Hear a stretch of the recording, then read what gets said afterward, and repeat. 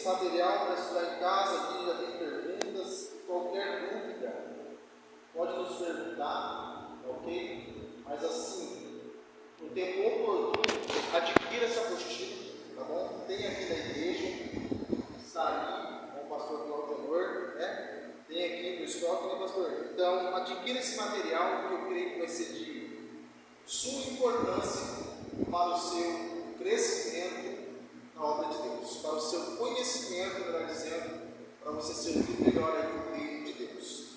Ok? Olha, ficou na semana passada, nós falamos sobre alguns livros do Pentateuco, a saber, eu acho que eu tratei com os irmãos o livro de Levítico, Números, Deuteronômio, foi isso?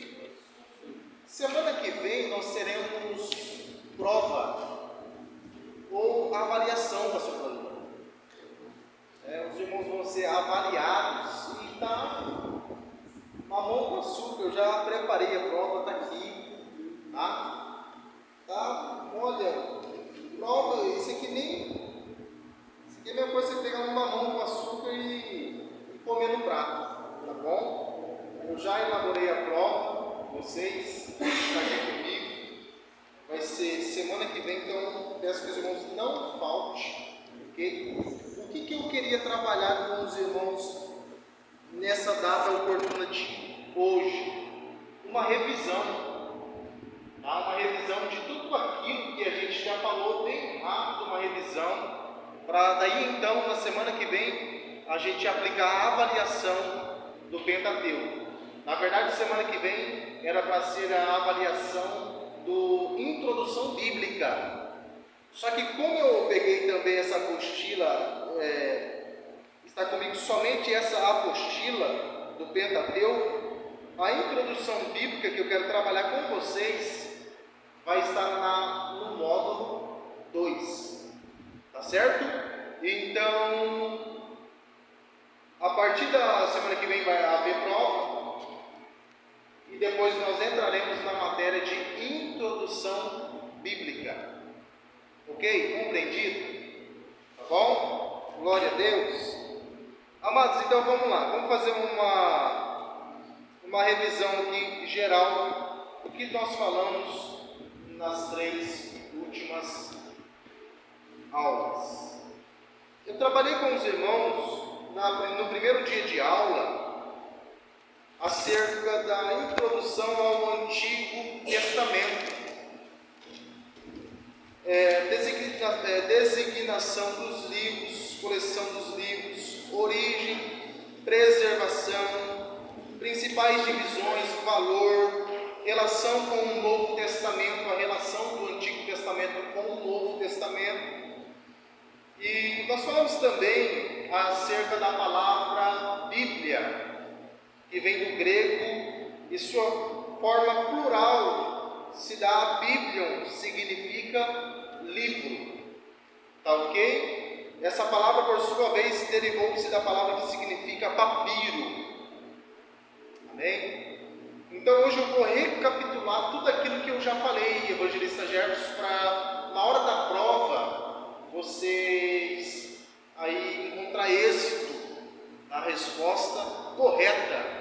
Conforme você for fazendo, respondendo, cuidado, às vezes tem alguma pegadinha ali que eu coloquei, então no enunciado da pergunta, preste bem atenção antes de responder qualquer pergunta, tá? Porque às vezes a pegadinha está no enunciado da pergunta e passa a bater, você rápido querer terminar logo, você acaba colocando aí uma resposta errada, ok? A palavra testamento vem da LXX Septuaginta, que pode significar pacto, testamento, ok? Então a palavra testamento, ela significa pacto, ok? Embora o primeiro seja o nome mais apropriado, o que daria resultado ao antigo pacto e novo pacto. O Antigo Testamento, ele consiste em alguns livros, e para tanto, quantos livros tem no Antigo Testamento?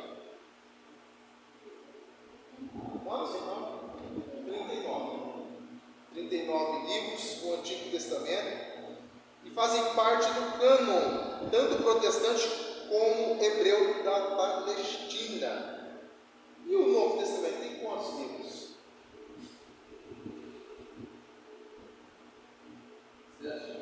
27 livros. É isso aí. Okay? Eu disse na primeira aula sobre a origem e a preservação da Bíblia. Todos os livros de qualquer natureza têm um pano de fundo terreno, ainda disse na primeira aula, próprio do seu meio ambiente cultural, histórico e humano. Eu disse que nós não podemos pegar o texto bíblico do Antigo Testamento e fazer a minha própria interpretação do mesmo. Eu não posso interpretar o texto bíblico do Antigo Testamento, Pai Senhor Jesus conjuro, com as minhas próprias intenções.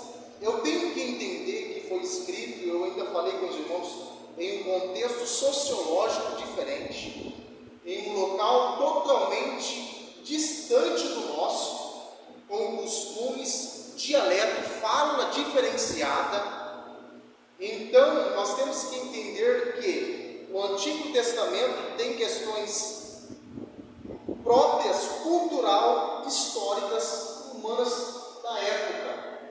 Tá ok? Então, todas as vezes que eu for para o Antigo Testamento, eu preciso ter em mente, na hora de interpretar o texto bíblico, o que ocorreu naquele contexto, naquele cenário, para daí então eu contextualizar para os nossos dias e aplicar a mensagem correta. Tá bom? Isso foi falado ainda na primeira aula. Tá ok?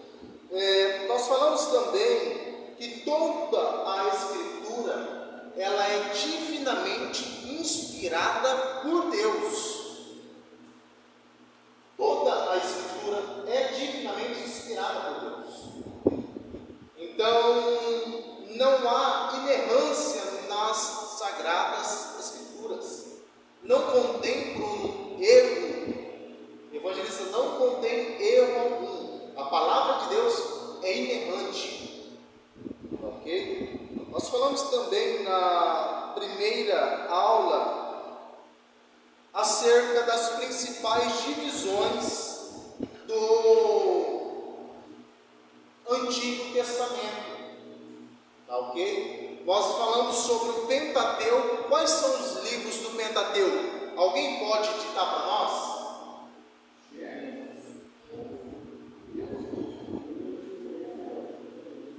Tá bom, você saindo daqui aprendendo o Pentateuco, que é 5 livros, já tá bom. Um ano aqui, para falar pelo menos os primeiros 5 livros da Bíblia, já. Até o Pedro, meu filho, eles falam. Eles sabem de cor salteado. Ok? Então nós falamos que as principais divisões da Bíblia é o que? O Pentateuco, livros históricos, livros poéticos, profetas maiores e profetas menores. Essa é a divisão da nossa Bíblia do Antigo Testamento. E essa é a divisão da Bíblia: Pentateuco, livros históricos, poéticos, profetas maiores e profetas menores. Acabou. Tá?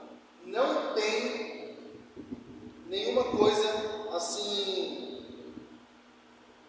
de difícil compreensão, fácil compreensão disso. Ok? Nós falamos também, ao decorrer das nossas aulas, a relação que o Antigo Testamento tem com o Novo Testamento, pastor Cláudio.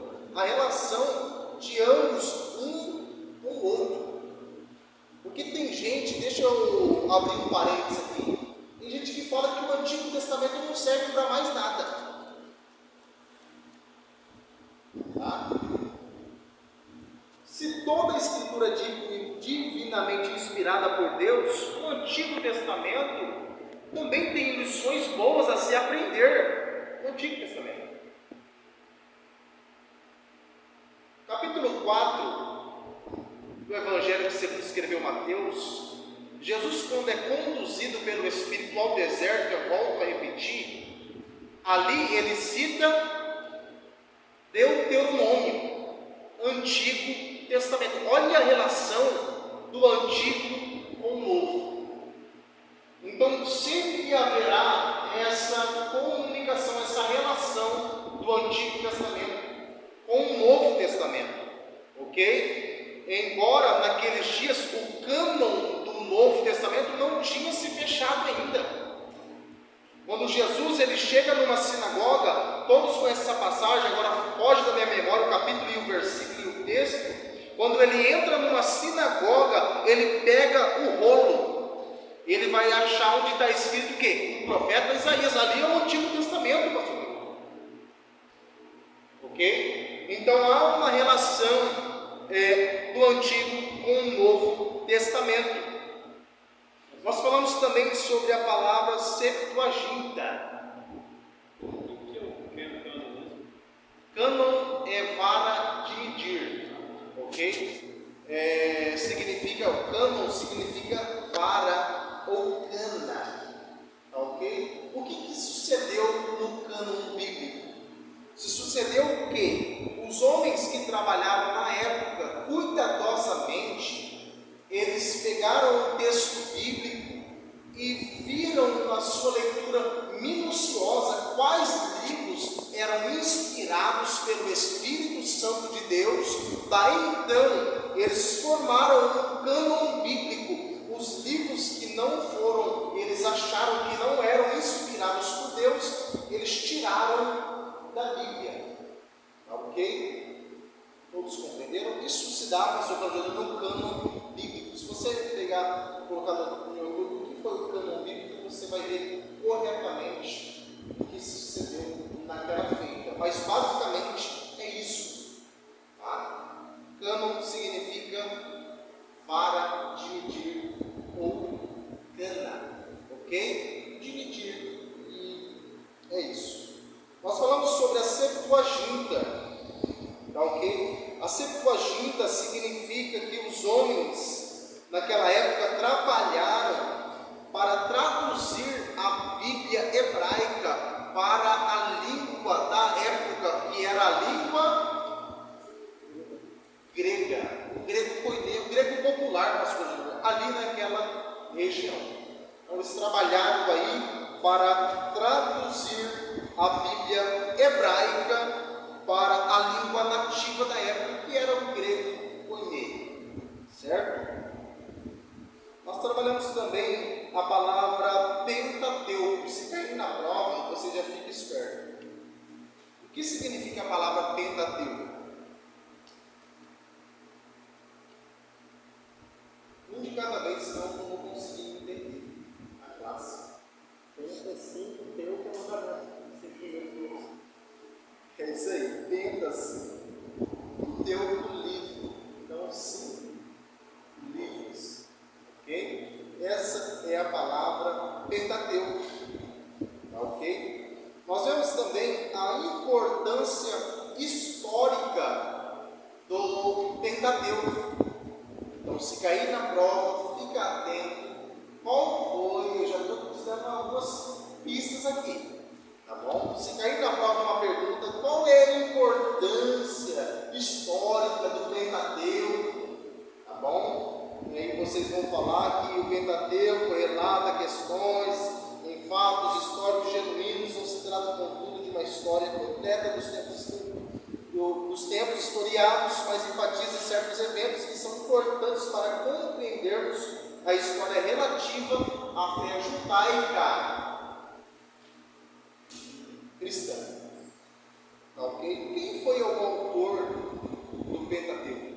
Nós trabalhamos também com classe Moisés. Ok? Linhas de estudiosos, teólogos afirmam e apontam a autoria do Pentateuco do pastor Cláudio Honor como a figura de Moisés. Então, se cair na prova, você observa bem. Nós falamos também sobre Gênesis, o primeiro livro do Pentateuco, que significa Gênesis? Início.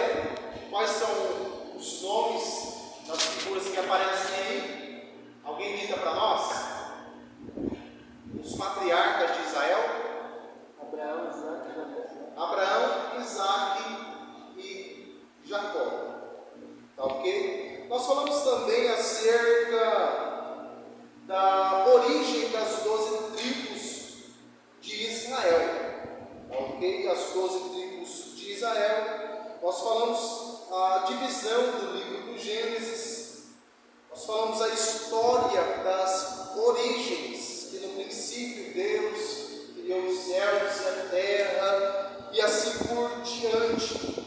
Nós trabalhamos também com os irmãos, ao decorrer das nossas aulas, a história dos patriarcas, como os irmãos já bem sabem e dizem, acabaram de dizer, sobre Abraão, Isaque e Jacó, tá ok? Êxodo, nós trabalhamos com os irmãos o livro de Êxodo, que o seu título significa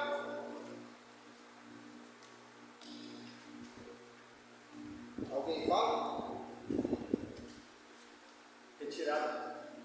Tirado ou saída, né? Shemot no hebraico. Então, se cair essa palavra, como é o nome Êxodo no hebraico?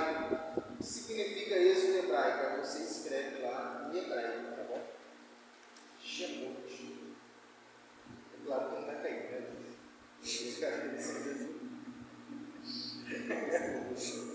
Apesar que tem escrito aqui, então não tem como você errar. Você vai só errar se você não ler a apostila.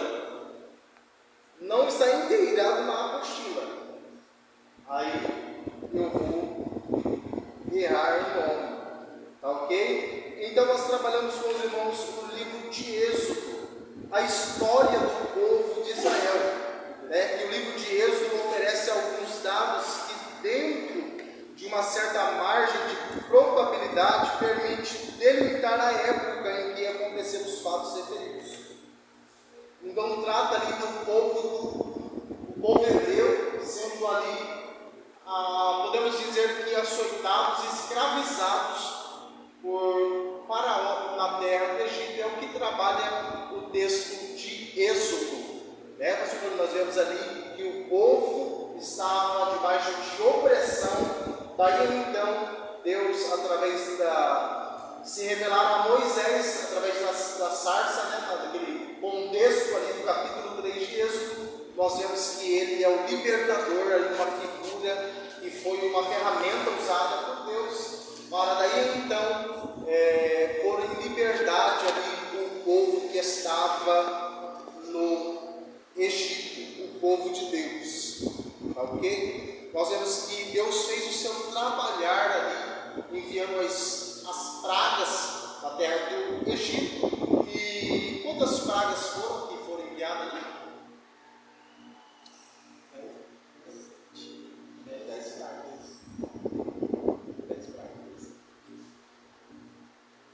10 pragas. O conteúdo do livro, nós vemos aqui a divisão do conteúdo do livro. A primeira parte do livro de Êxodo, do capítulo 1 ao capítulo tal, relata a mudança de situação e assim por diante. Tá ok? Aqui nós temos o esboço do livro de Êxodo. Tem que ter a mensagem aqui, irmãos. Então, o esboço aqui, do livro de Êxodo. A libertação miraculosa de Israel, a opressão dos israelitas no Egito, o nascimento e a primeira parte da vida de Moisés. Aqui tem mensagem para você aprender mais da palavra de Deus. Quem está fazendo teologia aqui para aprender a servir melhor e a pregar?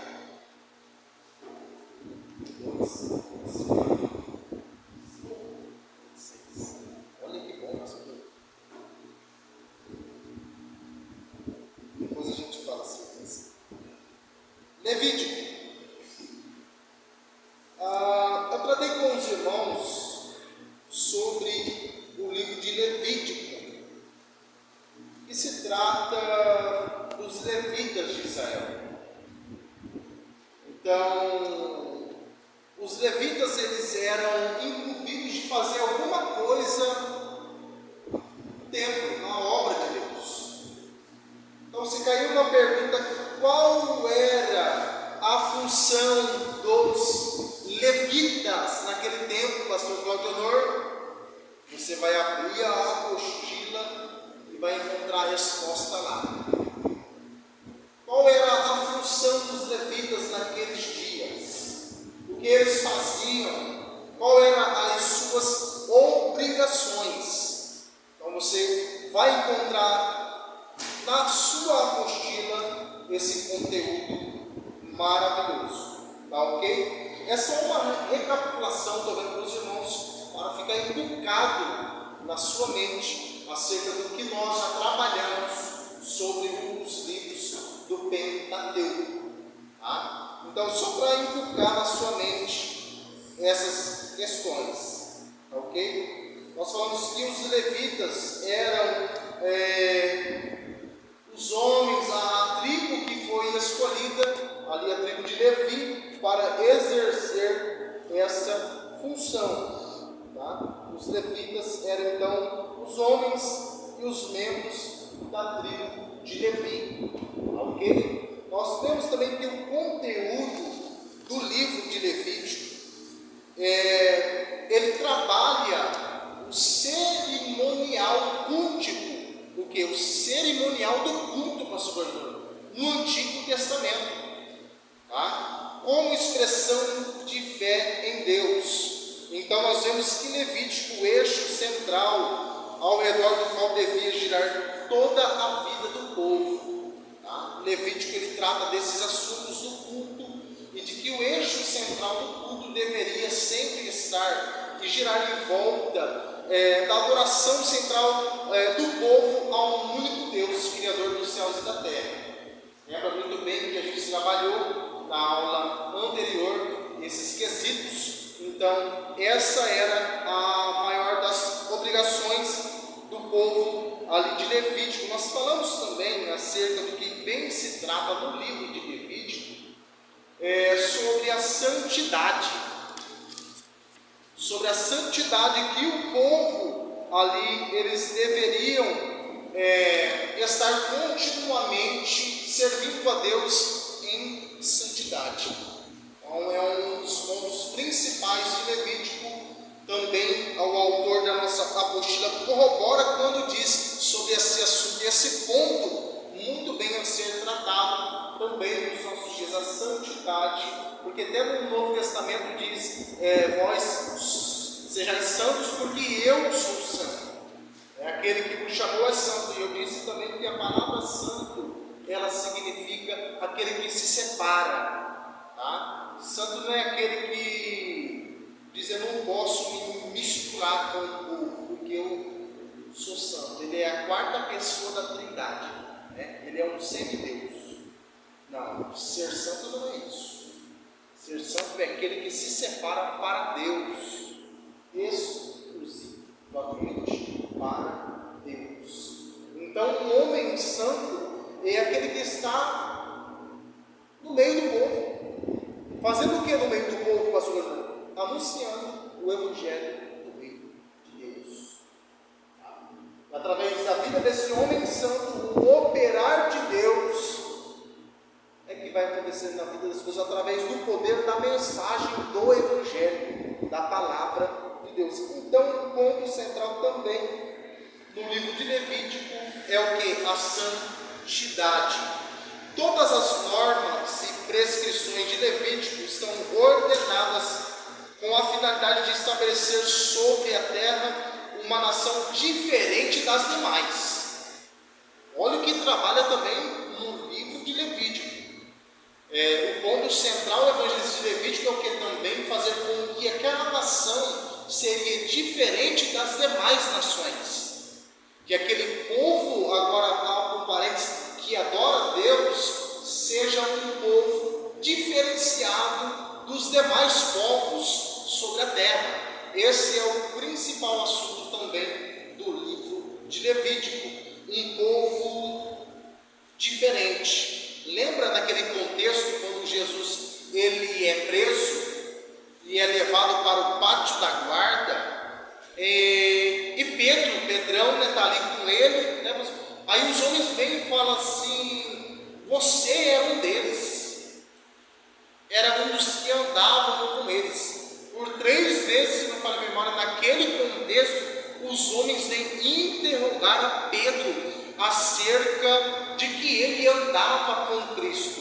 Nós já vemos aqui, abrimos aqui um parênteses para dizer que era um homem diferenciado no seu falar, no seu jeito, embora lá atrás ele tenha ali passado a faquinha na orelha de Malco, mas nada disso o distinguia de que ele verdadeiramente era um servo de Jesus Cristo, era um discípulo íntimo de Jesus, ok? Correto? Então Levítico trabalha esses pontos que eu acho de suma importância para os nossos dias, para o nosso aprendizado. Por quê? Porque Deus queria uma nação separada inteiramente ao serviço dele, tá ok? Uma nação santa, uma nação que se separa, uma nação que é diferente dos demais povos daquela época. Isso também trata no livro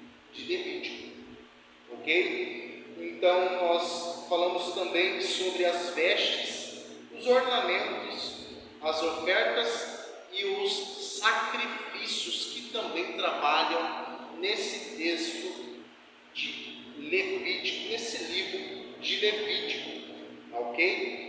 A sua pronúncia no hebraico significa o silê, vaikra, e significa e chamou, ok? Nosso autor corroborou e diz que isso significa e chamou. Ok? Ele chamou então os homens das tribos de Levi, para daí então eles serem encarregados e separados para servir a Deus e cuidarem das coisas sagradas.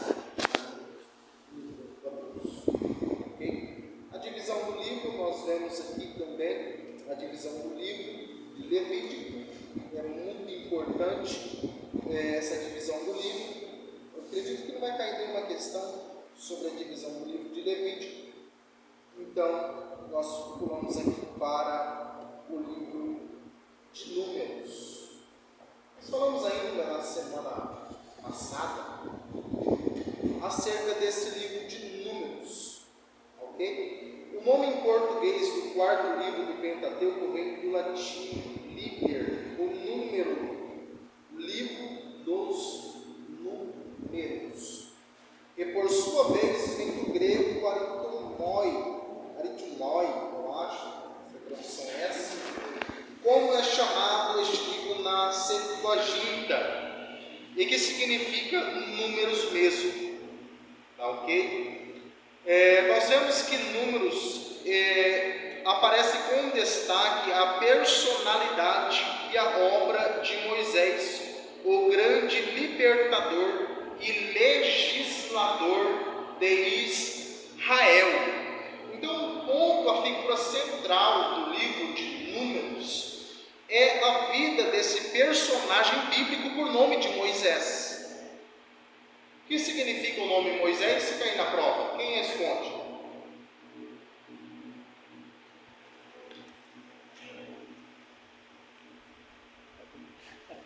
Quem responde? Ninguém? Pode chutar, não tem problema. A gente aqui está aprendendo. Eu quero que aqui, irmãos, na sala de aula, você pode chutar. Aqui é uma sala teológica. Aqui nós estamos, melhor dizendo, para aprender. Tá? Então, pode falar. O que significa o nome Moisés? Não, quase lá.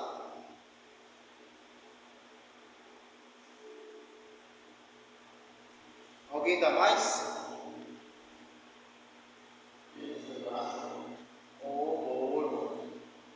Tirado das águas. É isso aí. O nome de Moisés, então, significa tirado das águas. De onde que tiraram ele? No cesto, pastor? Das águas. Ok? Então, Moisés significa tirado das águas. Ele é a figura central desse livro de Números, que é o quarto livro do Pentateuco, e aparece com destaque a sua personalidade, ok? A essa missão que ele assumiu desde o princípio se acrescenta agora de organizar os israelitas e de guiá-los durante os anos de sua peregrinação em busca da terra prometida. Então Moisés, como figura de um libertador e legislador de Israel, então trata nesse livro, pastor Cláudio, essa história que a Bíblia narra, que ele é essa figura central, que ele assume essa missão desde o princípio agora, de então guiar o povo até uma terra prometida. Qual é o nome dessa terra? Canaã, ok? É o nome dessa terra. Então Moisés é essa figura que aparece para guiar o povo. Pastor guia, ok? Pastor é aquele que conduz, pastor Bruno, é aquele que leva, aquele que conduz alguém. É um guia, é um verdadeiro guia, que está guiando o povo a uma terra prometida. Compreendo parênteses, não obstante disso, nos nossos dias atuais, um pastor, a figura de um pastor na igreja, nada mais, nada menos pastor, que está guiando, apacentando um povo que vai morar em um lugar também. Está predestinado a ir para uma cidade. É uma cidade, pastor? Não é cidade que fala? Não é cidade? A Nova Jerusalém? Hã?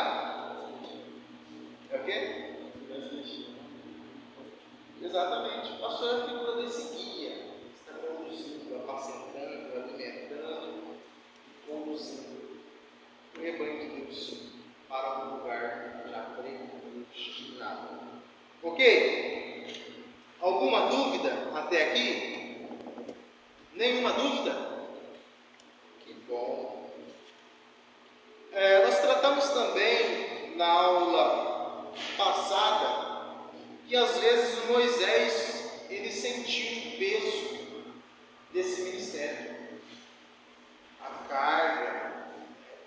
Ele sentiu ali, pastor Bernardo, o peso da responsabilidade de conduzir esse povo até a essa terra prometida, ok? Mas diante disso, da incompreensão do povo, das murmurações, ele permanece, que eu bati nessa tecla também semana passada, fiel até o fim. Ele não desiste daquilo que Deus incumbiu, que Deus passou a ele essa responsabilidade, essa missão de conduzir o povo. Ele vai até o último dia da vida dele, conduzindo o povo, guiando o povo para essa terra. Embora momentos bons ou ruins aconteçam, Moisés vai até o fim. Ele não desiste. Ele vai até o fim. Ok? Nós vemos também como parte principal e boa de se aprender no texto de Números deste livro, que ele levanta um homem que é o seu sucessor. Sucessor, pastor Gabriel, é aquele que vai dar continuidade após Moisés ser retirado de cena. E é aquele que vai assumir a responsabilidade de conduzir o povo daí para frente. Como é o nome desse homem que agora é o sucessor de Moisés? Josué. Esse é, melhor dizendo, o personagem, o nome de Josué. Tá ok? Moisés ele se preocupa em deixar sucessor, aquele que vai liderar após a sua partida, aquele que vai assumir a responsabilidade e a missão de conduzir o povo aí em direção a esta terra. Tá ok? Nós vemos também no livro de Números que, não obstante, mesmo com tão constantes faltas de fidelidade ao Senhor, o Senhor nunca deixou de se mostrar para com o povo arrependido de um Deus perdoador. de compaixão para com a vida do povo de Israel. Tá ok? Esse Deus Pai que tanto amou aquele povo e aquela nação escolhida por Ele. Então nós vemos aqui no livro de Números essa principal ênfase de um Deus perdoador para aqueles que se arrependem. Ok?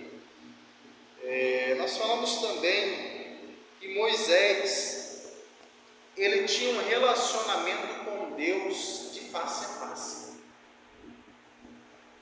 Um relacionamento, uma comunhão íntima com Deus de face a face.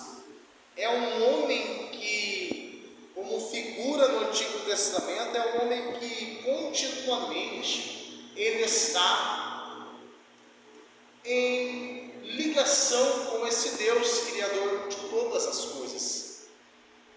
Ok? Não obstante daqueles dias, evangelista Jefferson, acredito eu, e é um pensamento meu, que nós também nos dias de hoje precisamos, como lição a aprender sobre a vida de Moisés, estarmos continuamente com comunhão com esse Deus.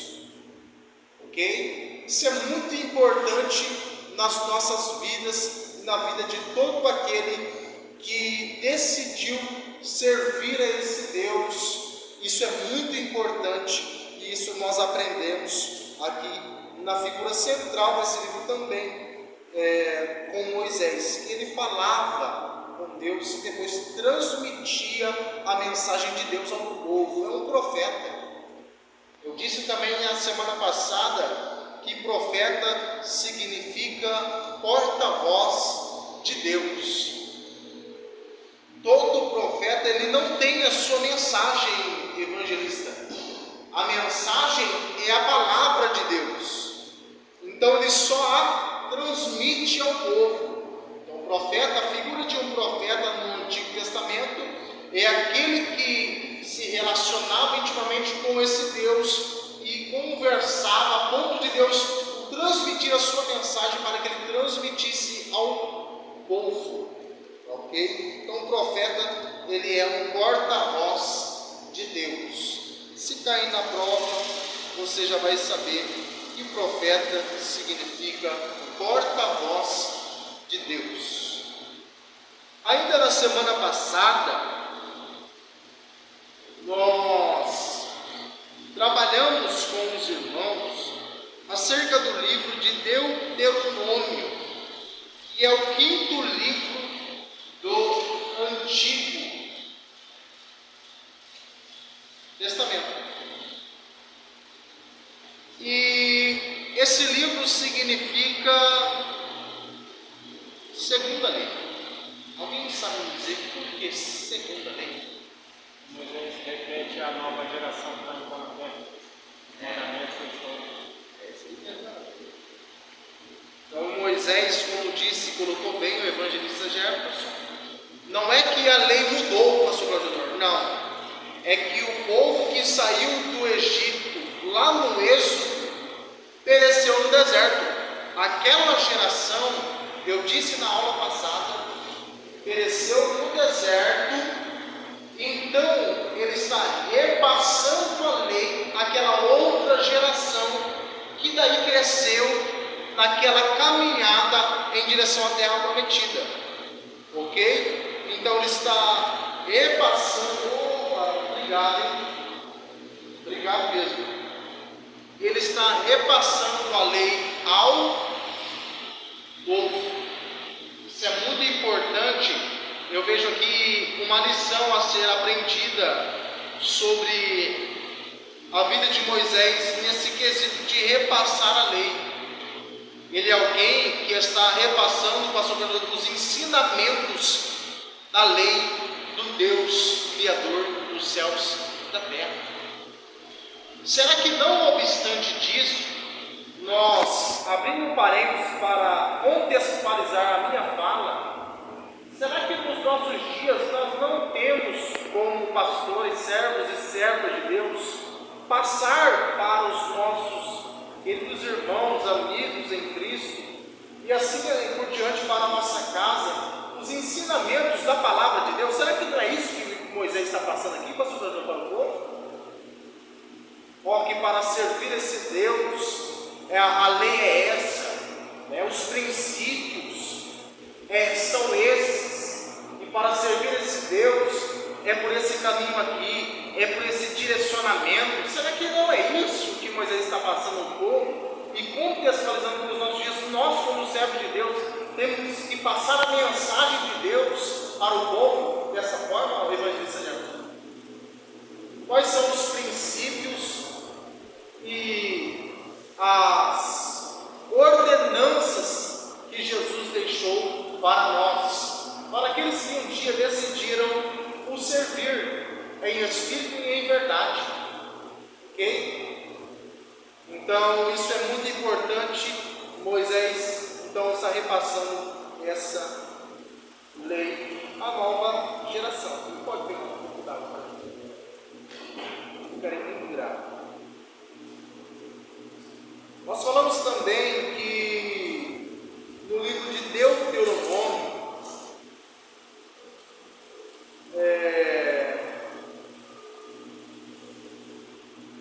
que o tema central, ou o tema principal, foi a repetição das leis proclamadas no Sinai, como um chamado à obediência. Obrigado, Deus abençoe. Como chamado à obediência, mesclado com a lembrança das experiências da geração passada. Tudo aquilo que está registrado em Deuteronômio, Júlio, nós vemos que o Senhor se preocupa em dizer para eles, pastor, repasse para as próximas. Fale daquilo que Deus fez. Faça. Fez ontem, faz hoje, fará eternamente. Repasse para as próximas gerações.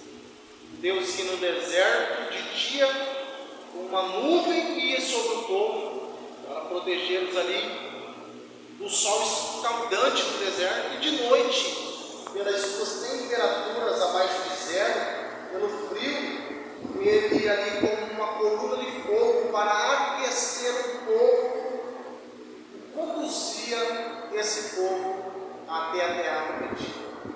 Ok?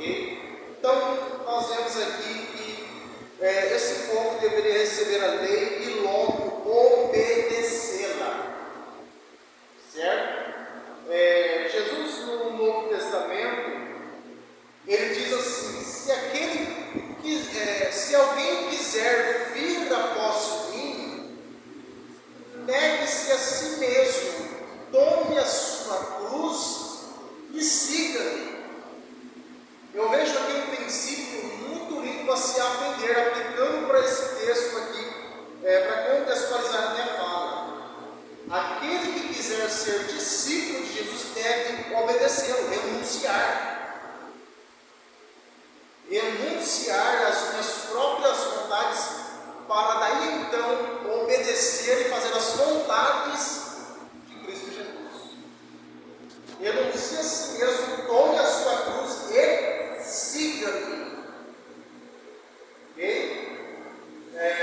Nós vemos aqui também que no livro de Deuteronômio é repetida com frequência, através de todo o livro, a palavra lembra-te. Lembra-te. É sempre bom e importante, como servos de Deus, nós lembrarmos, pastor, do que Deus tem feito por nós.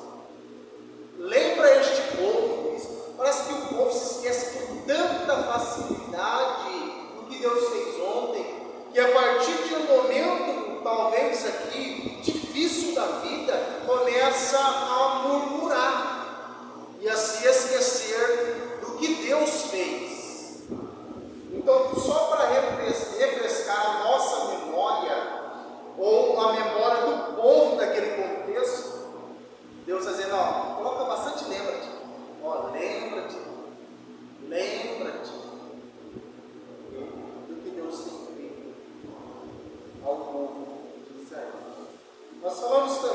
da aliança que Deus fez com aquele povo de Israel. A aliança que Deus fez não poderia ser de maneira alguma, em nenhuma hipótese, ser quebrada essa aliança. Não poderia haver quebra na aliança que Deus tinha feito com o povo. Ok? Uma vez que eu decidi me casar agora com a minha esposa, eu tenho que honrar a aliança que eu fiz com ela no altar, pastor. Eu tenho que honrar a aliança que eu fiz com esse Deus também aonde? No altar dele. Isso mudou nos nossos dias? Não mudou. Essa aliança precisa, mais do que nunca, ser uma aliança pura, íntima, com ritos de obediência a esse Deus. Isso é uma aliança. A igreja, para quem não sabe, vale a pena ressaltar, ela é considerada como uma noiva de um Cristo. Se vocês já ouviram falar disso na igreja. Isso é um casamento ou não é? O ritual do casamento judaico era da seguinte maneira: se o homem estava disposto a casar com uma mulher na época, evangelista, ele ia trabalhar na construção da sua casa. Primeiro, quem? O noivo. Ele vinha, firmava uma aliança com essa mulher, com essa noiva. Já vai captando aí, tem mensagem aí. Ele firmava essa aliança com essa mulher já, e ia trabalhar na construção da sua casa. E enquanto essa casa não estava pronta, ele não via a esposa. Só que ele mandava um amigo íntimo com presentes visitar a noiva constantemente. Constantemente ele mandava um amigo íntimo, mandar uma cerejinha, um consolador, para estar com ela ali, um amigo íntimo. Não é assim que Jesus fez, pastor Manu? Ele deixou a noiva aqui e falou: eu vou vos preparar um lugar, para que aonde eu esteja, vós estejais comigo também. E ele enviou quem? O Espírito Consolador, para estar com a sua igreja todos os dias, até a consumação dos séculos, e amém. Ok? Então nós vemos aí a aliança do Antigo Testamento desse Deus com o povo de Israel. Nós vemos também o cativeiro passado. O cativeiro passado significa ali no Egito, quando eles estiveram cativos. Ok? Nós vemos também no livro de Deuteronômio uma grande libertação do povo hebreu, do povo de Israel, tá? Ali do Egito. Talvez, pastor Manu, a gente pode contextualizar, uma vez que nós vivíamos no Egito, perdidos nas nossas próprias transgressões, e um dia Ele nos libertou desse Egito. Egito aí você pode colocar o que você quiser. Eu não sei qual foi o seu Egito, eu sei que o Egito que eu passei, mas eu sei o meu. Teve gente que já nasceu em berço evangélico, né? Coisa linda. Apesar de ter um meio desviado na igreja, é perigoso. Aqui é uma sala teológica, irmãos, tá? Então nós vemos aí a grande libertação do povo de Deus na igreja. Nós vemos a liderança, nós vemos a provisão divina de Deus, nós vemos dos pecados do passado, dos juízos divinos, e nós vemos a situação histórica no livro de Deuteronômio, ok? A situação histórica daquele povo que marcou um período de quantos anos que eles peregrinavam sobre a face do Egito? Quanto tempo o povo ficou peregrinando ali sobre o deserto? Alguém sabe me responder? Hã? O Egito foi mais ou menos 430. Eu falei Egito? Você falou os dois.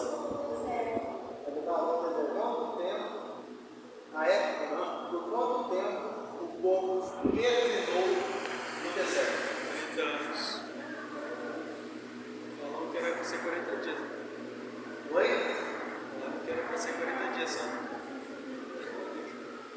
Nosso autor corrobora aqui nas questões, foi um período de 40 anos que o povo peregrinou ali no deserto, em 40 anos.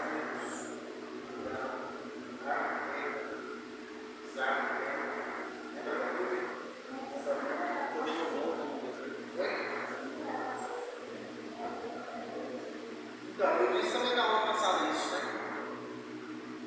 Deus fez com que o povo andasse todo esse período para saber o que tinha dentro do nosso.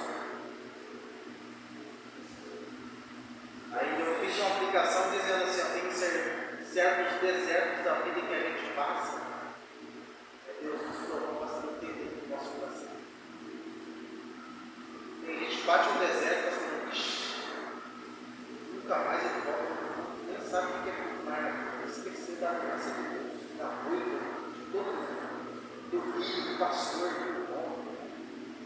Ele some, bate um deserto, um vento, assim, quando ele parece aquele vento que abriu o Rio Jordão, que veio do oriental, do outro lado da banda,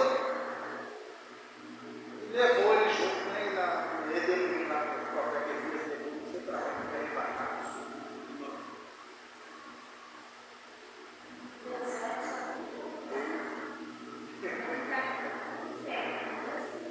Então nós vemos aquela geração, nenhum, salve 2 homens herdaram a terra prometida. Daquela geração que saiu do êxodo, só 2 homens herdaram a terra prometida daquela geração. Quem foi? Josué e Caleb. Que coisa, de milhares de pessoas. Aproximadamente, eu não gosto de trabalhar com numerolatria, com números. Acredito eu que mais de 1 milhão de pessoas saíram da igreja. Diz os historiadores que eram 2.600.000 2 pessoas. milhões e 600, ainda mais. Olha aí. Salve crianças e velhos, eu acho que a Bíblia, né, relata isso, a quantidade de pessoas que saíram é muito grande. E 2 homens só daquela geração herdaram a terra. E a próxima geração que nascerá no deserto, que estava aprendendo a lei, e também deu que herdou a terra prometida. Tá? Nós falamos também nas aulas passadas, acerca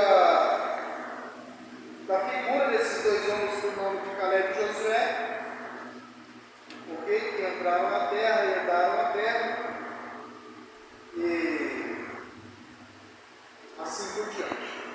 O conteúdo do livro de Deuteronômio, tal como outros textos de caráter normativo, recolhidos no Pentateuco, expressa o que Deus quer do seu povo escolhido.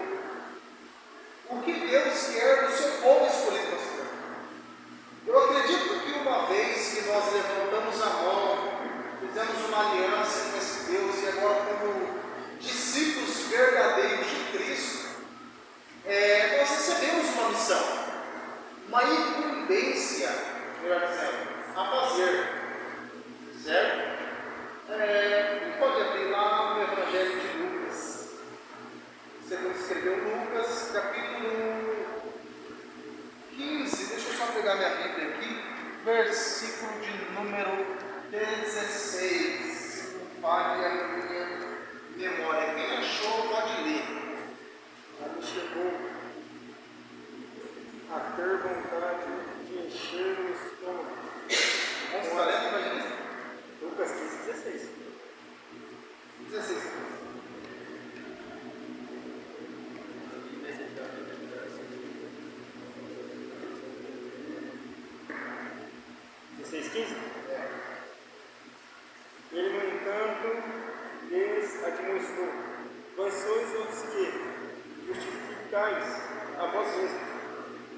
vistas das pessoas, todavia Deus conhece o vosso coração, pois aquilo a que as pessoas atribuem grande valor e é detestável aos olhos de Deus. Não é isso não.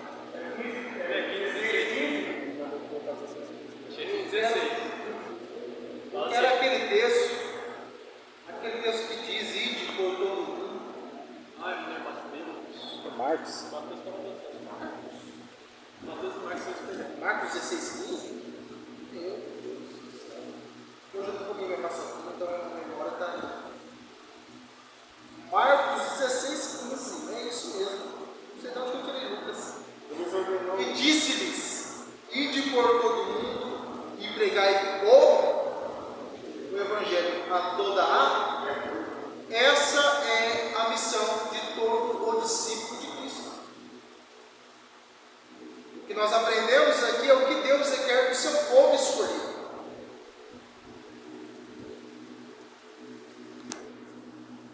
É obediência. É o quê? Nós pregamos o Evangelho a toda a criatura. Essa é a missão de todo discípulo de Cristo. Tá ok? Eu falei também aqui, nas aulas passadas, sobre um mandamento que Jesus qualificou sendo o principal. Qual é ele?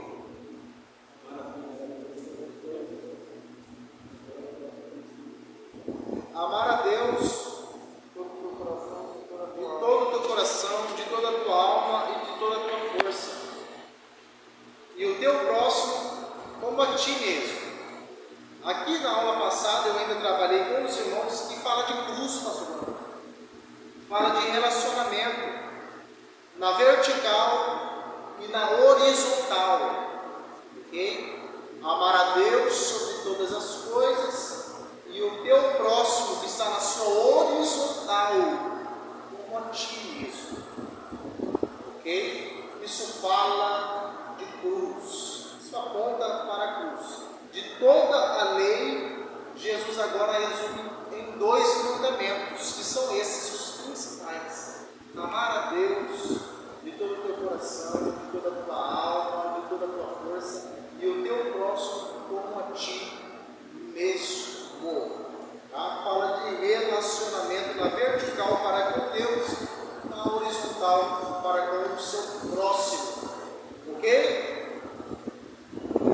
Nós falamos também acerca do conteúdo do livro de Deuteronômio, tá? Que trata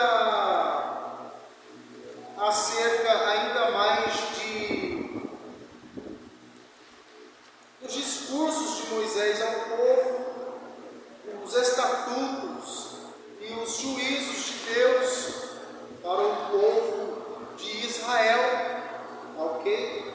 O estabelecimento de um lugar de adoração, um santuário, um lugar para cultuar-se a Deus, ok? Nós vemos que em Deuteronômio a mensagem principal, e aqui como nós falamos na semana passada, como coluna vertebral teológica, a mensagem de Deuteronômio é o relacionamento que Deus estabelece com o seu povo.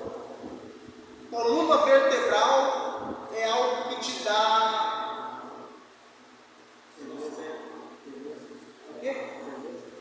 Firmeza. O que mais, pastor? Sustento? O que mais? Força. O que mais? Estrutura, podemos dizer? Algo que fica de pé, algo que fica bem estruturado. Essa é a mensagem de Deuteronômio, o relacionamento especial que Deus estabelece com o seu povo, como coluna vertebral. É por isso que pastor Cláudio está gravando, É? Oi? Alicerce. Não vou falar, senão o pastor Cláudio está gravando aqui, vou meio complicado. Eu corto depois. Ok? É por isso que nós vemos alguém que não tem esse relacionamento com Deus, essa íntima ligação com esse Deus. Nós vemos que é alguém que não tem base, não tem estrutura. É alguém, podemos contextualizar, que literalmente ele alicerçou a sua casa na areia. É alguém que não tem estabilidade, firmeza, força, estrutura, alicerce. Ok? Essa é a mensagem de Deuteronômio, pastor. Alguém que está em relacionamento com esse Deus, e o autor corrobora quando diz que ela é a coluna vertebral, teológica, que dá um alicerce e que não balança. É alguém que está firmado em uma rocha, e esta rocha é Cristo Jesus, é a palavra de Deus, ok? Então vocês, como estudantes de teologia, a base dos nossos ensinamentos, do seu ensinamento tem que ser o quê? A palavra de Deus.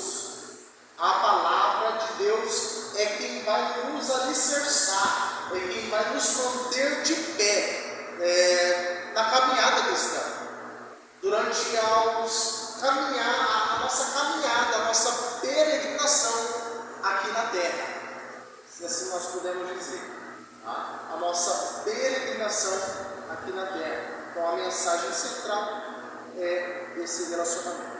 Tá? Nós falamos ainda, e eu já estou quase finalizando com os irmãos, desse Deus Criador dos céus e da terra, tá? Do seu infinito amor para com esse povo hebreu, esse povo de Israel. Ok? Nós vemos aqui também que Deus já havia escolhido os patriarcas como Abraão, Isaac e Jacó, os quais prometeu que os seus descendentes herdariam a terra de Canaã. E de fato herdaram, e esse povo veio dessa linhagem patriarcal, ok? E herdou essa terra de fato, e ali eles gozaram bem daquela terra, de tudo aquilo que o Senhor lhes proporcionaria. Para aqueles dias eles viveram ali. Tá? Nós falamos também, vale a pena ressaltar, acerca do maná, tá? Acerca que Deus mandava o maná. O maná era como semente de coentro, ok? Caía ali e o povo recolhia uma porção diária para cada dia, e daí então fazia os seus pães e a sua alimentação. Vale a pena ressaltar também que teve as codornizes, as codornas ali que Deus envia, o povo sente falta de carne. No Egito não comia nem carne, agora quer comer carne. Agora você vai comer picanha, você vai ver.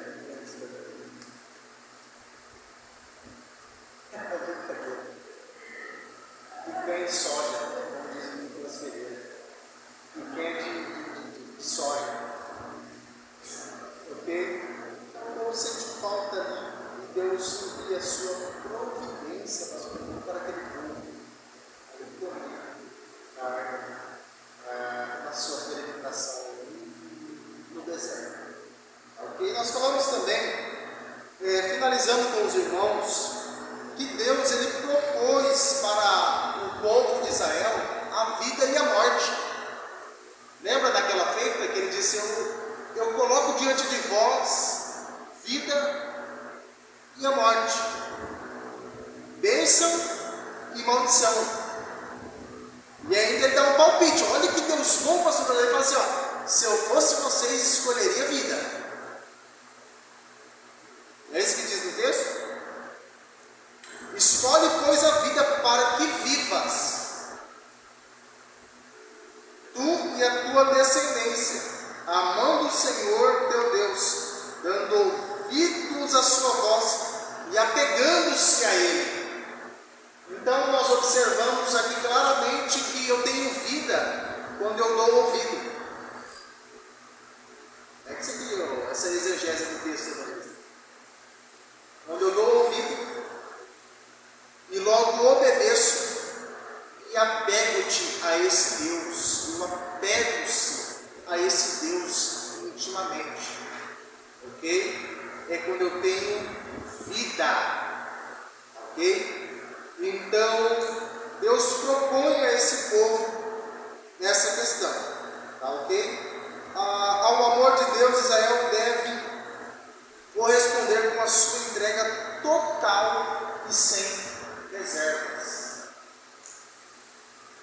Como sinal de entrega, de devoção ao amor a esse Deus, esse povo deveria corresponder a esse Deus. Com entrega total e sem reservas.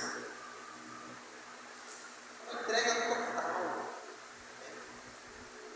Não é aquele crente lindo, ele um dia ele está no mundo, outro dia ele está na igreja. Aquele que é metade, não. É uma entrega total. E a gente fala assim, Deus, é só no teu coração. Não. Por completo, entrega total. Que diz o texto? Obedecendo, ouvindo os seus estatutos, preceitos e juízos e os seus mandamentos, apegando-se a esse Deus, correspondendo a esse amor de entrega total. Então, nessa noite, queridos, foi só uma revisão do que a gente já estudou, ok? Uma revisão de tudo aquilo que a gente já passou até aqui. Hoje é a quarta aula, nós estamos na quarta aula hoje, se não falha a minha memória, hoje é a quarta aula. Então, isso é só uma retrospectiva panorâmica daquilo que a gente já estudou, para que quando você, como aluno, pegar a sua prova, você aí responder cuidadosamente e aí encontrando êxito, uma boa pontuação, para que você encaixe aí nos padrões de conhecimento aí, teológico e bíblico, para que você possa servir melhor a esse Deus. Ok? Finalizo aqui com vocês dizendo que é bom estar aqui aprendendo cada vez mais. E não pare por aí não. Tem coisa nova aí, ok? Tem coisa, profundidade de conhecimento para vocês, para todos nós, para a gente aprender cada vez mais. Ok? Valeu a pena estar aqui hoje?